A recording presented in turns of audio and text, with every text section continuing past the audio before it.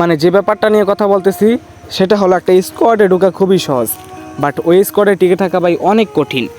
মানে কি ভাই, কিছুই বুঝতেছো না? আচ্ছা আমি বুঝিয়ে বলতেছি তাহলেই বুঝবা। মানে একটা স্কোয়াডে যখন তুমি ফার্স্ট টাইম ঢুকবা, তখন যে স্কোয়াডে ঢুকবা সেই স্কোয়াডে খারাপ দিকগুলো হলো, তুমি যদি একটা ম্যাচ খারাপ খেলো কিংবা তোমার ভুল ডিসিশনের কারণে বাজেভাবে একটা ফাইট নিতে গিয়ে হেরে যায়, আইজিএলের কাছ থেকে এত বকাবকি শুনতে হয়। যদি আমি একটা স্কোয়াডে না ঢুকতাম ভাই, কখনই বুঝতে পারতাম না, বিশ্বাস করেন। এর কারণে ভাই ভাবতেছি আমি একটা নিজে একটা স্কোয়াড বানাবো, যেখানে ভাই সবাই ফ্রেন্ডলি ব্যবহার করবে, সবাই। তো তুমি যে রোলসের প্লেয়ার হও না কেন, আমাকে ইনবক্স করতে পারো।